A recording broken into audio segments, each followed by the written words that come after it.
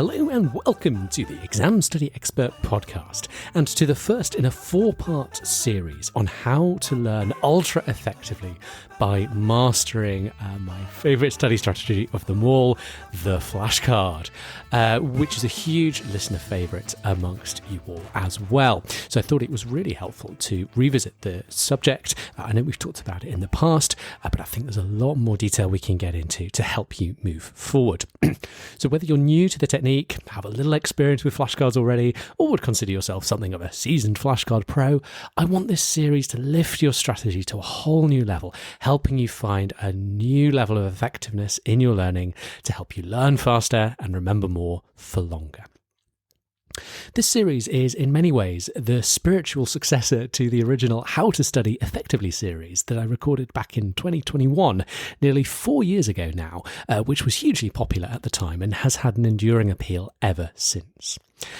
In that series, I set out to offer a kind of a fully comprehensive start-to-finish look at all the different ways of studying effectively and how to use them. And there was some great stuff in there. But when I recorded that, I was really only sort of about 2 years into doing Exam Study Expert full-time. I'd learned an awful lot in those 2 years. But since then, I've been doing this another 4 years.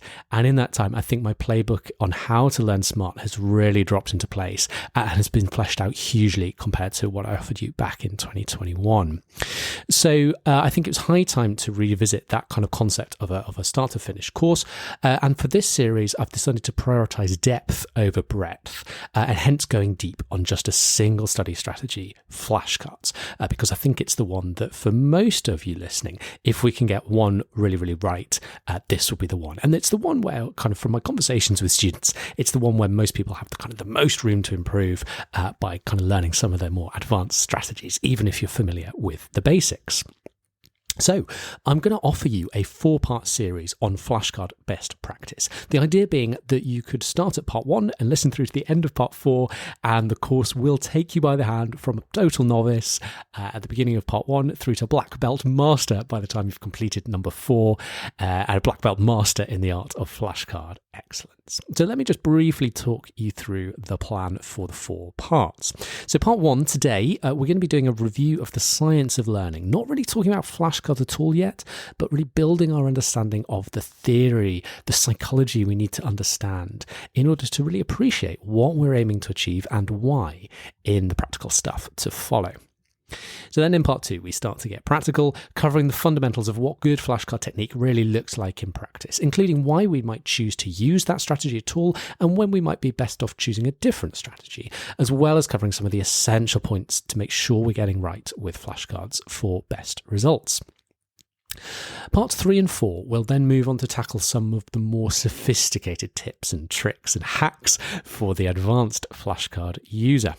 So part 3 will focus on the process of making good flashcards, with some great hacks to help you set up your cards in the right way to help the learning process, overcome specific challenges, or simply to help you accelerate the making progress and help you get on to the all-important testing phase, which is what we'll be tackling in part 4, when we'll be talking about how to get the most out of your training sessions, as I call them, testing yourselves with flashcards to maximize the progress you can make as you use your flashcards to build durable knowledge and understanding.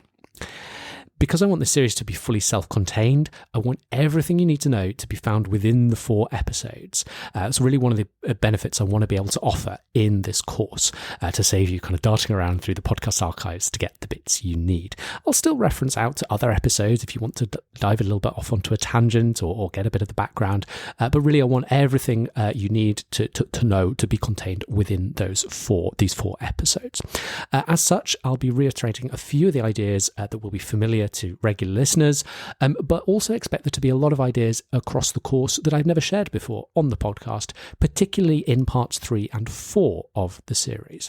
For those latter 2 episodes, I'd estimate probably 50% or so of the material is going to be brand new to the podcast. It wasn't even in the original How to Study installment on Flashcard Mastery, and that kind of 50% is probably new even to many people who'd consider themselves relatively experienced flashcard users. But if that's you, if you do consider yourself to be relatively experienced, I'd still encourage you not to skip straight to parts 3 and 4, but to come with me on the full journey through all 4 parts to make sure your foundations are really, really rock solid. There aren't any little bits you're missing, or maybe you're forgetting, or a little bit less consistent on. If you are new to the show and or skeptical about the benefits of studying smarter, you may want to go back and listen to last week's episode on why study smarter, which contained a really useful little essay on some of the most common hesitations people sometimes have when it comes to embracing that smarter approach to learning, and what I'd say in response to those hesitations based on my experience and most importantly based on the science. If you're a regular listener and you already caught that episode within the first couple of days, I also just wanted to say I wasn't entirely happy with my performance on that episode first time round. I felt the recording lacked a little energy and the tone just fell off in a couple of places. I'm really sorry about that, and I re-recorded a version I was much happier with, which is now up in its place for episode 184. The content is all the same. I just straightened out a few of the things that weren't sitting well for me. Perhaps it's because I was a little out of practice, having taken a few weeks off broadcasting prior to that episode. I'll try and do better first time round in future.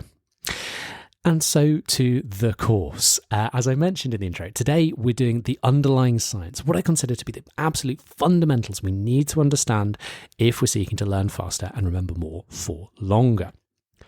So, as I say, the rest of the course, parts 2 through 4, will be very practical, focused on what we actually do. But as I say, for all that practical advice to make sense, I think it's really helpful to get us on the same page, you and me, in terms of our shared understanding of the underlying principles and then the why behind what we're actually going to be putting into practice. So let's dive in. We'll start by taking a closer look at what is happening in the brain when we're thinking and learning. The human brain is an extraordinarily complex system with around 85 billion interconnected neurons. Its very complexity made it a pretty difficult system to study until relatively modern times. And indeed, the science of the brain is relatively young, with most of psychology, as it's taught today, being written in the past 100 years. And when it comes to learning and memory, really kind of most of the seminal research has taken place in the last few decades, last 30, 40 years, I would say. We are now at last in a position to actually have a pretty good understanding of some of the brain's fundamental workings, at least when it comes to, my favorite subject, which is how it thinks, how it learns, how memory works. The following model can describe a surprising amount of what's going on in the brain, especially as it relates to thinking, learning, and recalling. There are 2 systems in particular we want to understand. We've got working memory and long-term memory.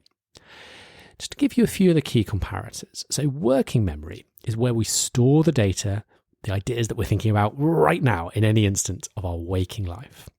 Long-term memory, as the name suggests, is more of a long-term store for knowledge and understanding. Working memory is characterized by 2 things. It's very transient. Information stays there for just a short time, typically just a few seconds, and its capacity is very, very small. The exact capacity is a subject of some academic debate.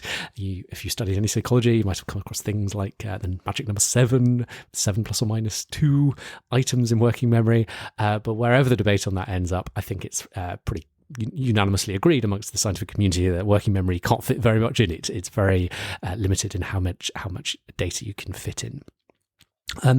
By contrast, long-term memory is characterized by rather than being sort of transient in nature, storing information for just a few seconds like working memory, we can store information in long-term memory, as the name suggests, for a very long time, days, weeks, years, even across your entire lifetime. That has long-term memory has a capacity to go along with that. So we have a vast capacity in our long-term memory. There's kind of really no theoretical limit to what we can store in our long-term memory. Long-term memory is the more intuitive of the 2 concepts, I think it's fair to say. It's a term we're mostly familiar with from everyday speech. It's that long-term store for things we've seen, heard, or learned over our lifetime. And as such, I don't think it really needs much further introduction beyond a few things I'll clear up in a moment. Most of us instinctively understand what long-term memory is about. Working memory, on the other hand, may be a newer or less familiar term, and it's definitely less intuitive. So let's just take a brief second to unpack the idea. Working memory is basically where thinking happens. So if you hit pause in any instance of your waking life, working memory would be where whatever thoughts you are running through your mind at the time are kind of being processed.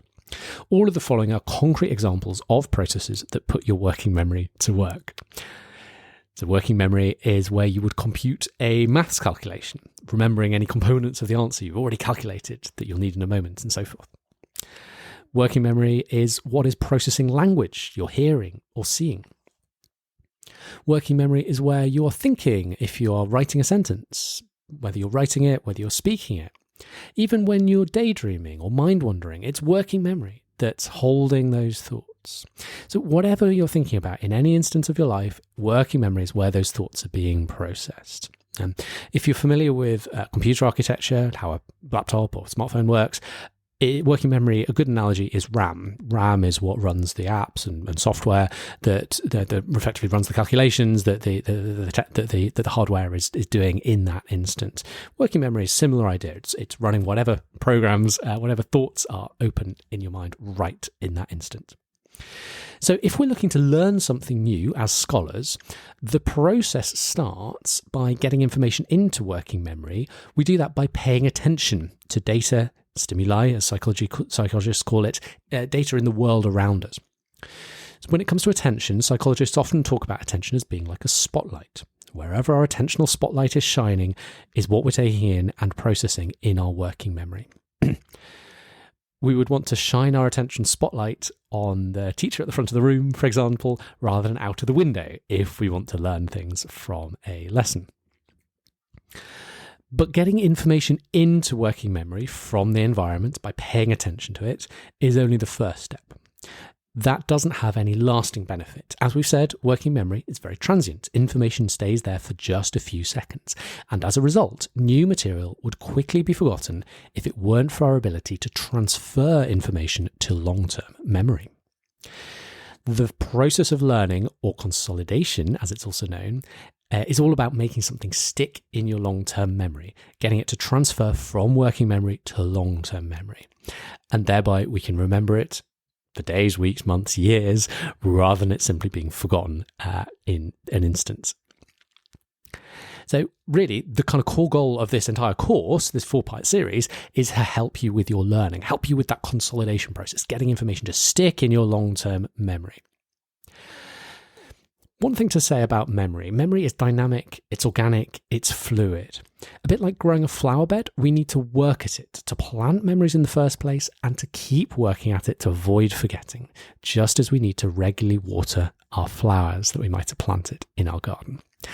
So this all takes work, and it can be quite a climb if you have a lot of complex information to learn. This course is all about showing you the easiest path up that mountain, this shortcut to achieving your learning goals in the most time-efficient way. So we've now got an understanding of the basic flow of knowledge and understanding through memory. We pay attention to it, we process it in working memory, and we consolidate it. We learn it to get it to stick. We do that transfer from working memory to long-term memory to make it stick for the long term. Let's now take a closer look at how to be as effective as possible in our learning, in that consolidation piece. What clues does science give us to how we should be approaching that? The principle that sits at the heart of this whole course is spaced retrieval practice. And it's something that we talk about a lot on the show, and I talk about a lot in my other work. So if you're familiar with the podcast, if you're familiar with me from any of my other work, you're probably familiar with spaced retrieval practice. You may also be familiar with it if you know about the science of learning more widely. But it's important we thoroughly understand this. So even if you're not new to the idea, let's take a moment to remind ourselves what we're talking about here. Or if the idea is a new one for you today, then it is my great honor to introduce the idea, this hugely important idea, to you today. Let's break it down one part at a time, starting with the retrieval practice part, and then we'll talk about the spaced part. Okay, so retrieval practice first. A little counterintuitively, the key to memory consolidation, getting information to stick in your long-term memory, is to practice recalling it, so bringing it back from long-term memory into working memory. This is the principle of retrieval practice. You may also know the idea by other names, such as active recall, the testing effect, or practice testing. In my view, all of these terms are equivalent. They all refer to the act of practicing retrieving information from your long-term memory, bringing it back into working memory. In a word, it's testing. Testing yourself, or getting someone else to test you. And as we practice recalling in this way, memory strengthens. So we can think of retrieval practice as testing ourselves, quizzing ourselves, trying to remember things, pulling knowledge out of long-term memory rather than pushing it in.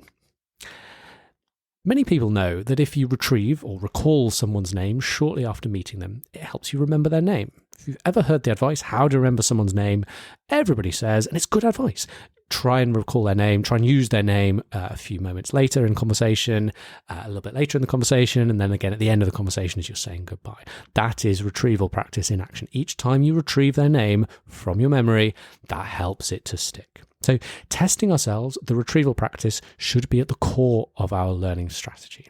By the way, it's not just for memorizing facts.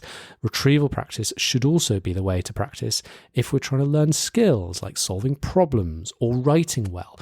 Whether it's a fact or a skill, whatever we're trying to learn and get better at and be able to reproduce consistently, whether it's being able to regurgitate a fact or produce a complex skill, we want to be doing retrieval practice as the best way to practice.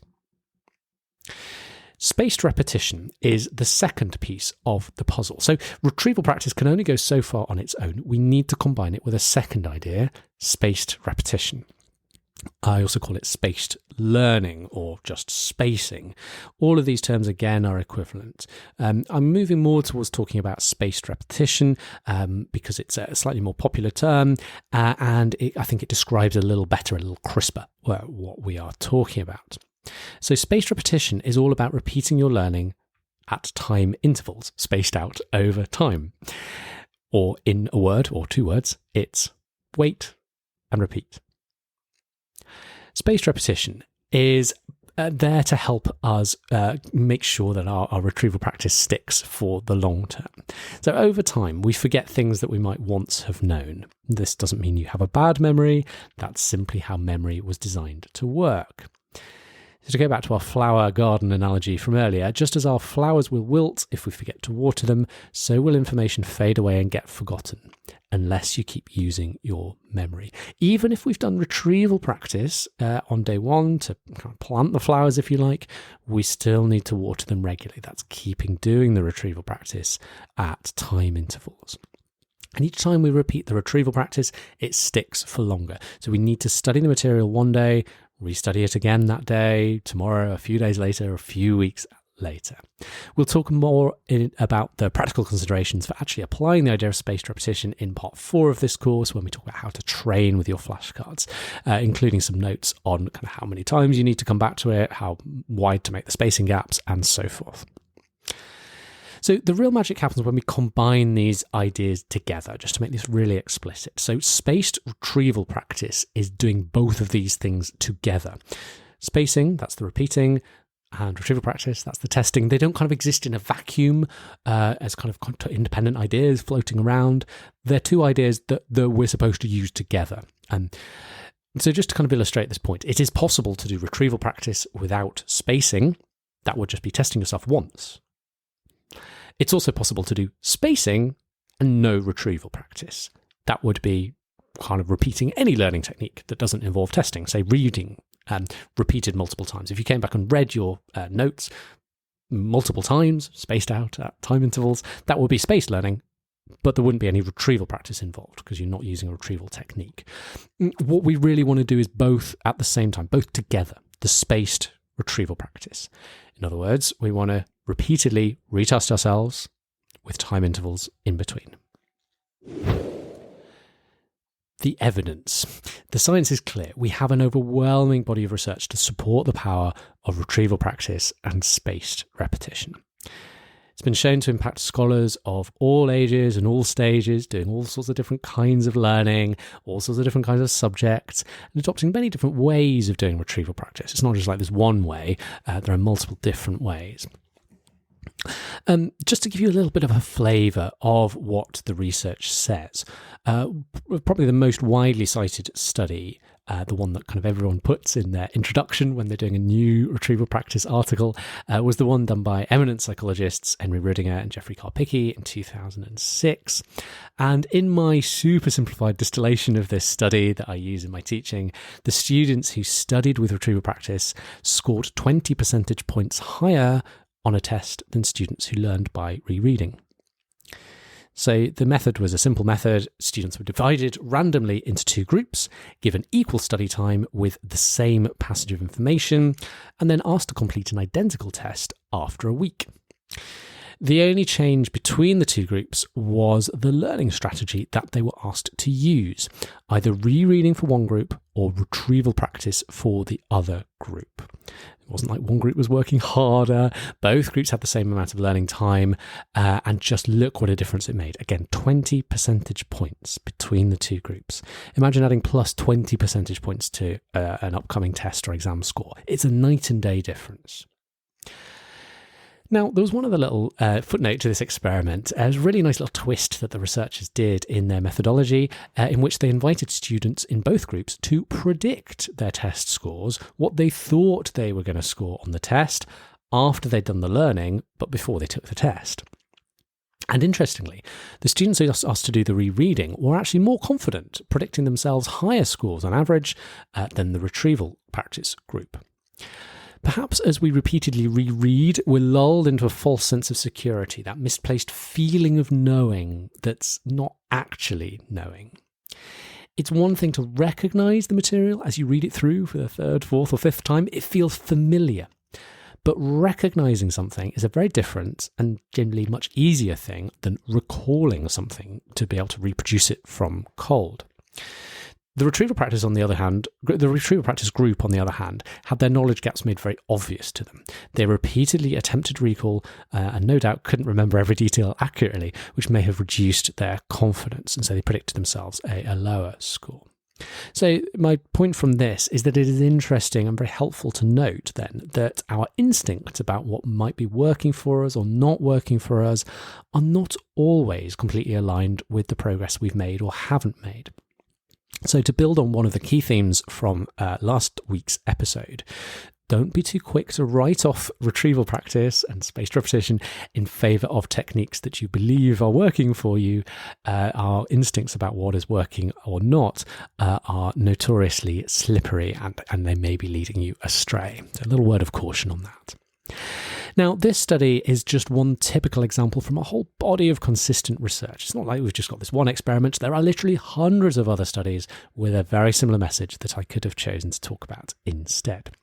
Indeed, there was an influential review of over 400 separate studies. I think I counted them out. I think it was 407. Don't quote me on that, but it's certainly over 400.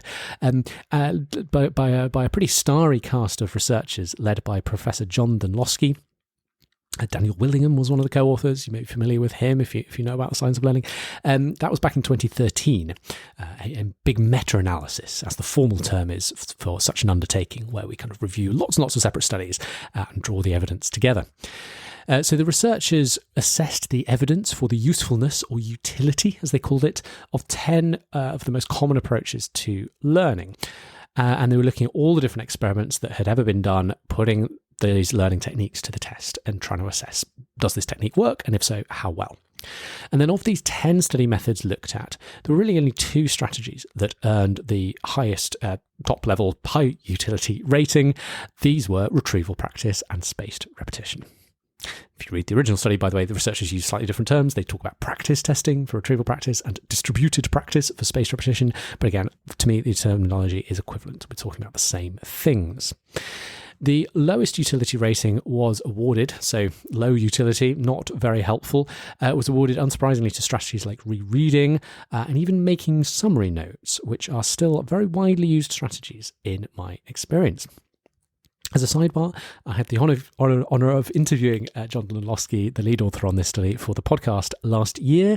Check out episode 154 if you'd like to hear the lead researcher from that study talking about the impact of the work and some of the challenges and we kind of exchange some conversation about some of the challenges of helping students apply these ideas and switch over to the more effective approaches. Anyway, the upshot from all this science, I think, is pretty clear. Spaced retrieval practice is the thing.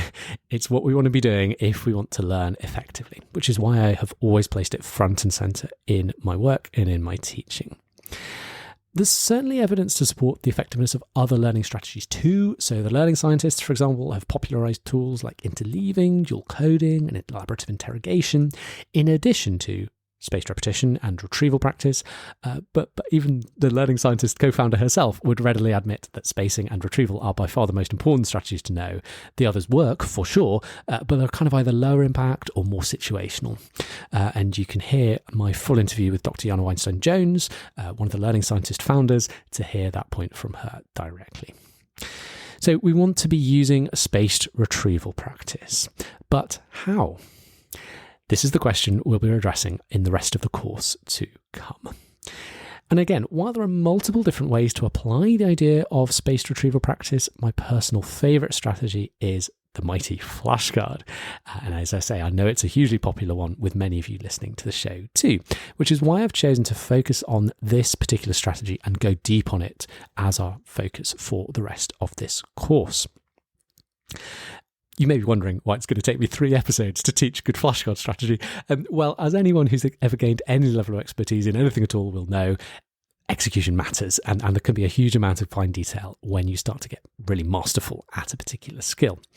With flashcards, as with any skill, there's a ton of practical detail at the beginner, at the intermediate, and at the advanced level, and we'll be getting into all of that through the rest of this course, so that by the time you graduate from the final and 4th instalment in a few weeks' time, you'll be a black belt master user of flashcards and learning at maximum pace and well on your way to success in your exams. So, wishing you every success with your spaced retrieval practice, and I will look forward to seeing you back here next time for part 2, when we'll be digging into some of the practical details for getting started with flashcards. I hope you've enjoyed this conversation today, and wishing you every success, as always, in your studies.